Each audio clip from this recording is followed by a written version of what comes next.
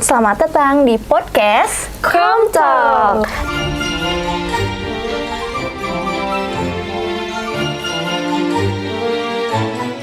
Tempat kita ngebahas dunia komunikasi dari sisi yang santai tapi tetap berbobot. Kenalin semuanya, aku Sela.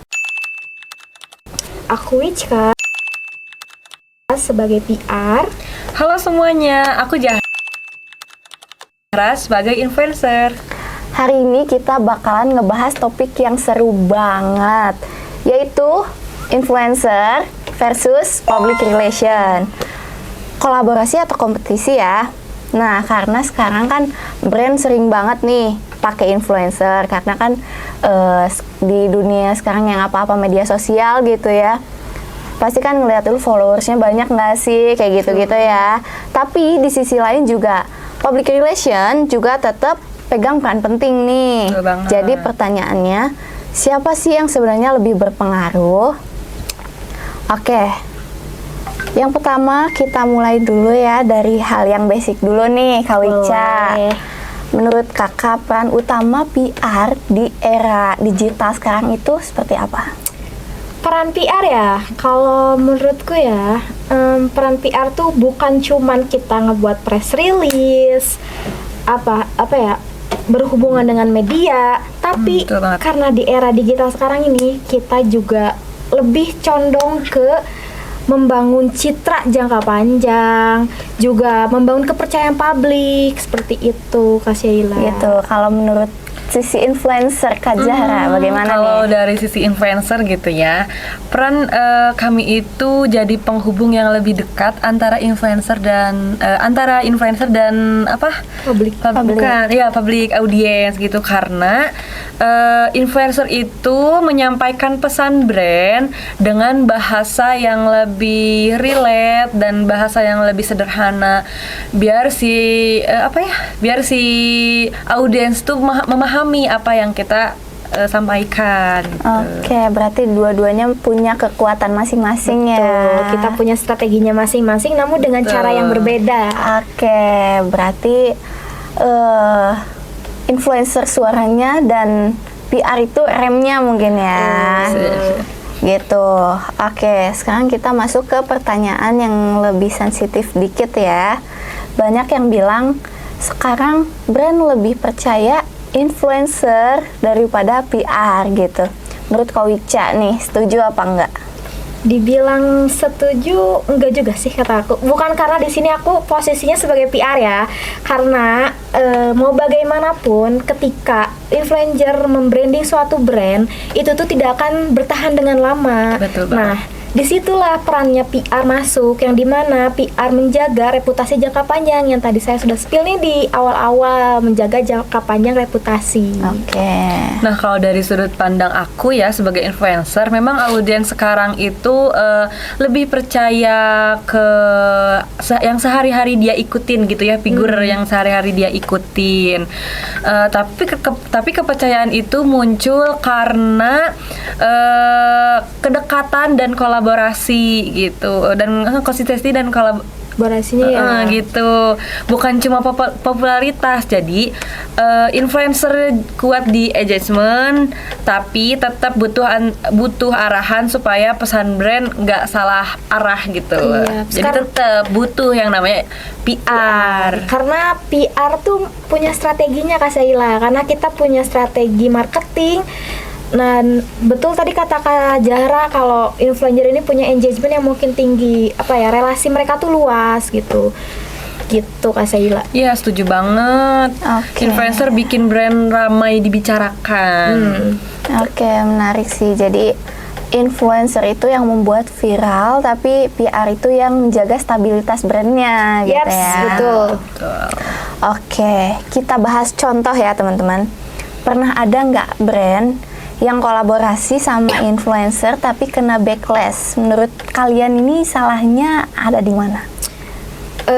Kalau dari kasus aku ya, aku tuh perusahaan aku pernah dulu tuh kita ngundang atau kerjasama sama influencer.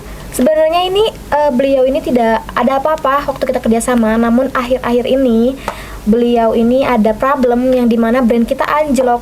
Nah, menurut dari kasusku ini itu mungkin ya masalahnya itu dari branding personalnya si influencernya itu sendiri. Makanya dari itu mungkin sebagai influencer juga gak mudah ya harus Harus mempertahankan gitu ya. menjaga branding Benar, personalnya. iya. Karena itu hal yang paling utama sih menurut aku.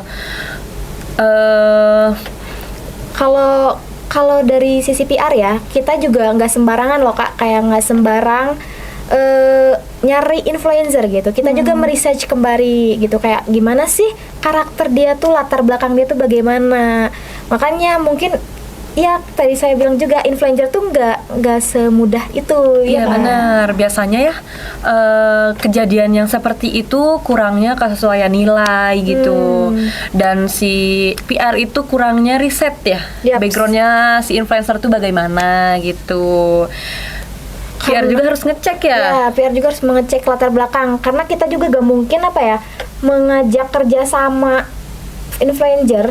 Tapi nih si influencer ini tuh dia tuh lebih condong ke, seperti contoh nih ya, contoh Kak Zahra nih kan lebih condong ke kecantikan dan fashion ya, di bidang fashion dan kecantikan.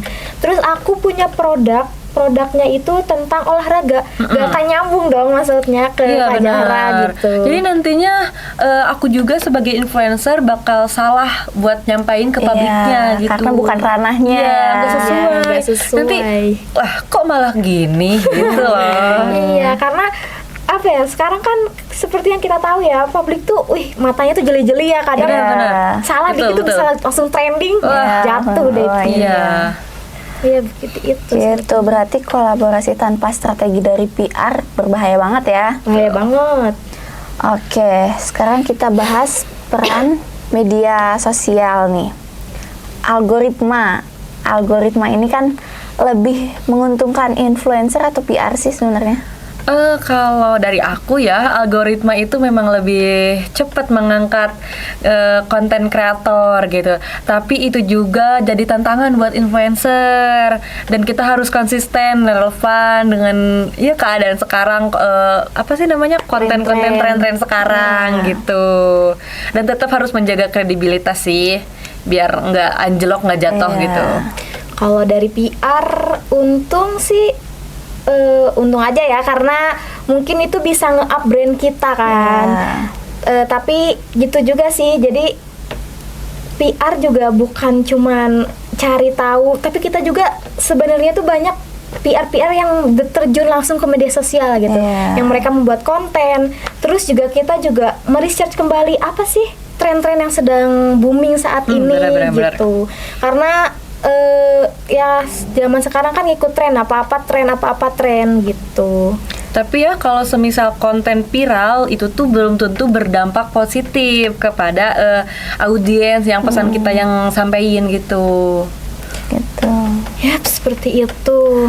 Berarti emang PR dituntut untuk multi skill juga ya. Betul. Gitu.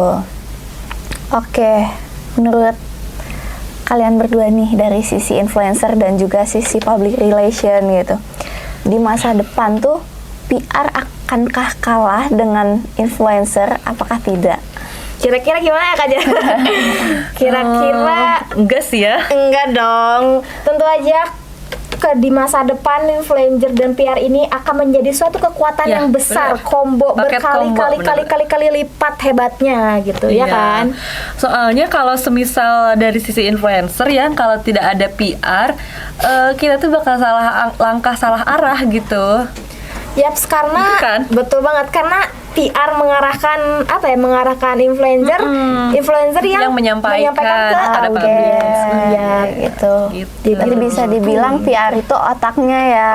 Otaknya. Gitu. Sedangkan influencer itu yang menyuarakannya. Iya. Betul. Karena mau gimana pun PR itu partner yang paling kuat ya Iya. buat influencer. Jadi kita gitu. nih partner ya. Iya. Oke, berarti harus saling kolaboratif ya. Iya, jadi benar. bukan Oke. musuhan ya kita Bukan. ini. Partner paling wow gitu ya. Buat buat meningkatkan brand. Benar gitu. betul. Oke, terakhir nih pesan buat mahasiswa ilmu komunikasi. Oke. Yang mau masuk dunia public relation atau misalkan yang mau jadi influencer gitu, cantik-cantikan gitu. Gimana nih? Oke, kalau buat teman-teman Ilkom yang mau masuk dunia seperti kita, dunia PR, bahkan dunia influencer itu sendiri, menurutku kalian asah kembali soft skill tentang public speaking, juga apa ya, komunikasi krisisnya, juga lebih pede untuk tampil di depan kamera gitu. Bangun personal branding dari sekarang, maupun itu PR atau influencer, personal branding itu nomor 1 yang paling utama untuk kita. Oke, dan yang paling penting sih jangan takut untuk mulai ya kakak Betul, ya. betul. Karena apa ya? Karena tanpa kita tahu dan tanpa kita mulai itu gak akan pernah terjadi. Iya. Betul. Kalau misal kita belum nyobain, kita nggak akan tahu rasanya kayak gimana. Kan proses ya Iya, namanya benar. ya. Proses. Karena menurutku ya, kataku Ilkom nih penting deh buat di zaman sekarang ini. Makanya mahasiswa Ilkom ini sebenarnya banyak loh tempat ruang kita buat kerja tuh banyak banget. Betul. Gak cuman jadi influencer, gak cuman jadi PR, tapi ada yang menjadi editor bahkan ngepodcast, radio, banyak sekali gitu. Oke, jadi Ilkom itu bukan cuman sekedar ngomong gitu Iya, ya. tapi meluas gitu. Bukan itu aja ya. Tidak itu saja. Oke, jadi kesimpulannya nih teman-teman, influencer dan public relation itu bukan kompetitor, tapi partner ya. Ya, Betul. partner. Oke, mungkin terima kasih ya Kak Wicca, Kak Zahra, dan teman-teman semua yang sudah dengerin podcast hari ini. Sampai jumpa di episode selanjutnya. Tetap kritis, tetap komunikatif. Dadah! Dadah.